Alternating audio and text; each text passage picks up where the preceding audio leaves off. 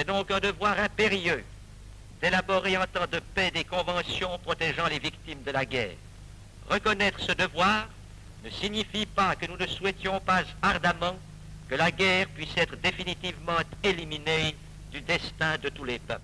N'est-ce pas, n'oublions pas que déjà en 1929, au moment où l'on a établi les conventions sur les prisonniers de guerre, le CICR avait également proposé une convention pour la protection des civils.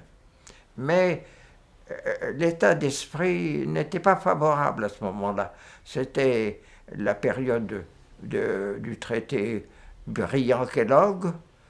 Il n'y avait pas encore les harangues de Hitler, et si bien qu'on considérait que, dans le fond, la population civile à l'arrière n'était pas menacée. Mais naturellement, après la Seconde Guerre mondiale, ce besoin d'une convention sur la protection des populations civiles a été très très grand, a été très éprouvé par tous ces pays européens et autres qui avaient subi l'occupation. Si bien que quand il a proposé au Croix-Rouge et ensuite à certains gouvernements d'avancer dans cette élaboration d'une convention pour la protection des populations civiles et des civils, et il a reçu un accueil tout à fait favorable. Deuxième objectif, c'est les conflits armés non internationaux. Parce que là aussi, on a vu tout au long de la guerre d'Espagne l'extrême difficulté de conduire une action. Il y a l'expérience de la guerre d'Espagne, puis l'expérience beaucoup plus récente de la guerre civile en Grèce, qui éclate à la fin de la Deuxième Guerre mondiale. On aurait pu parler aussi de la Yougoslavie, d'ailleurs, à ce propos. Mais il y a aussi une très forte préoccupation de savoir comment faire en sorte que l'Union soviétique participe au processus de négociation. Et puis la Suisse est convaincue qu'un traité auquel l'Union soviétique ne participerait pas, en cas de guerre mondiale, sera un traité inopérant. Le premier objectif du CICR, c'était une convention civile. Il y a une convention sur les civils, c'est la 4e. Les conventions de 1929 ont été révisées l'une et l'autre, la convention sur les blessés et la convention sur les prisonniers de guerre, et la convention 10 de La Haye de 1907 sur les navires hôpitaux. Donc on a un édifice de 4 conventions, 3 sont la révision, mais avec des développements considérables par rapport à des textes antérieurs, et la 4e est complètement nouvelle. Le deuxième objectif, c'était d'avoir un texte protégeant les victimes des conflits armés non internationaux. On a un article commun sur les conflits armés non internationaux qui sera la base de largement la moitié des activités du CICR depuis 1949. Alors, l'article 3, c'était dans le fond l'idée, pendant la conférence d'experts, c'était l'idée du CICR que cette réglementation puisse s'appliquer en cas de guerre civile.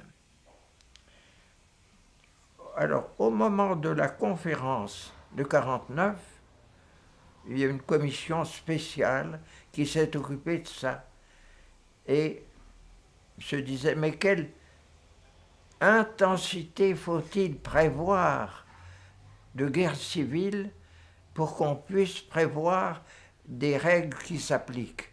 Ça ne peut pas être des troupes intérieures, mais quelle intensité doit avoir cette guerre civile pour qu'on puisse appliquer certaines règles? Et là, ils avaient beaucoup de peine à s'entendre, quand tout d'un coup est venue la proposition française, c'était le ministre Lamarle, c'était le juriste Cahen Salvador, qui ont dit: il n'y a plus besoin de fixer l'intensité, il suffit de prévoir que certaines règles sont appliquées en cas de conflit non international. le texte c'est celui-ci: en cas de conflit non international surgissant sur le territoire d'une autre partie contractante, chaque partie au conflit devra appliquer un minimum de règles. C'était en somme les droits de l'homme, le minimum des droits de l'homme pour ceux qui sont mis hors de combat. Le Comité international de la Croix-Rouge, je dirais dès 1949, dès l'adoption des 4 conventions, même si on a ouvert des bouteilles de champagne, certainement, parce que c'était un succès inespéré au moment où le CICR aborde la conférence de 49, il ne pouvait pas rêver d'avoir des textes aussi complets et que les États acceptent des engagements aussi précis que ceux qui sont consignés dans les conventions de 49. En vérité, il fallait le traumatisme effroyable de la Deuxième Guerre mondiale pour amener les États à se dire « jamais plus », pour adopter des règles qui, malgré tout, leur liaient les mains par rapport à l'avenir.